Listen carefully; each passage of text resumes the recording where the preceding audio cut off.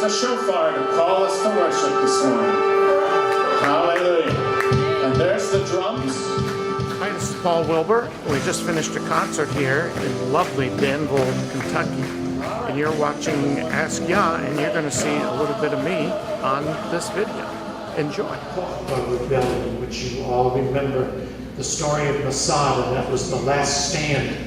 And at that place, that's where the Messianic Jews were really cut out of the culture in Israel and out of the synagogue. And because when Rabbi Akiva, Israel was making real headway against the Romans in the early 2nd century.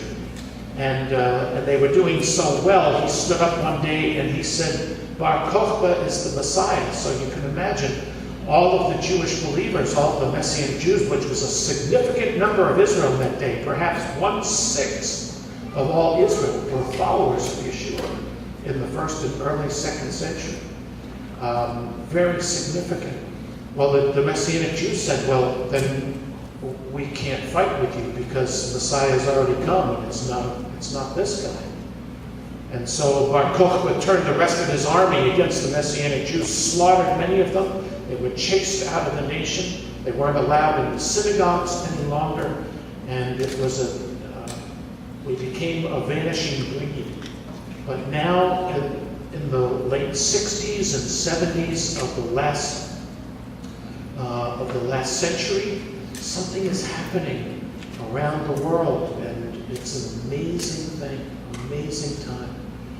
And so I want to encourage you to continue to pursue the Lord with all of your heart, soul, strength, and might. Our desire, I believe, I was telling you, I was asked to speak last weekend, and I felt like the Lord just really dropped the message for the church to hear. That our heart is not to, you know all the statements. Are you trying to Judaize the church? Are you trying to put us under the law? No, the truth is, according to Jeremiah 31, that if you're a believer in Yeshua, the law has been written on your heart. He's taken that which was external and he's made it internal.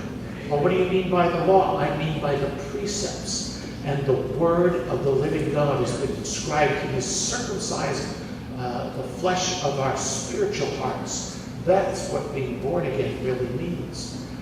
And so in this, I saw as I was praying that, according to Romans, John 12, John 14, I saw the two roles of Yeshua, of Messiah.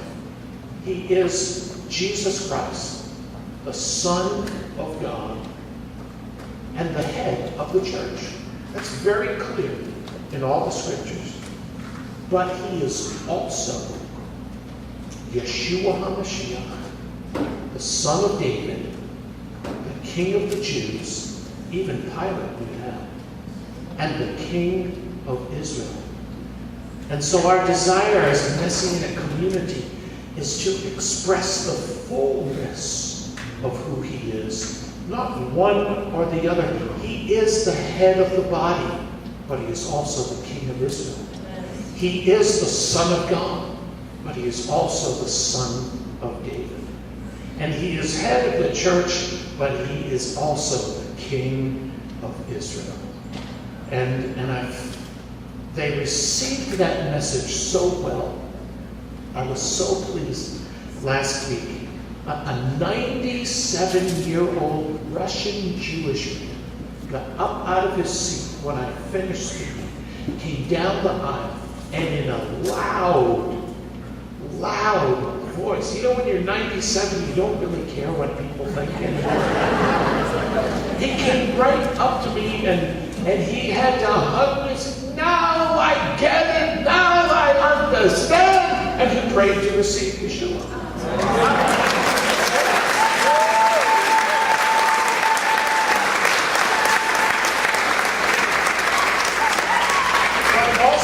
The pastor of the church, his uncle was there, who was raised Catholic. And he stood up and he said, yeah, I get it now too. And this is the Messiah that I want. So a 97-year-old Russian Jewish guy, the uncle of the pastor of the church, raised Catholic, and about a dozen others said, now It's not one or the other. It's not do all this stuff, don't do all that stuff. That's not our job anyway. That's the job of the Holy Spirit. He's written His Word on our hearts, and He is the one who instructs us and tells us, this is the way for you, walk in it. This may not be the way for everybody and his neighbor. By that I mean a Messianic life. But there's only one kingdom. There's only one Messiah. There's only one Lord and one baptism and one faith. And this kingdom is big enough for all of us who call on the name of the Lord in righteousness. So I want to encourage you as you speak to your communities, as you worship, as you take the criticism for people who don't understand. Just maybe that will be a way for you to express, look, we are just wanting to express the fullness of who Jesus is. We're trying to express the fullness of who Messiah is. And you can show him through the scriptures. He's the Son of God. He's the Son of David. He is head of the church. He is the King of Israel. And those folks really got it. And maybe it's just a way for you to have an inroad into some hearts when people wonder,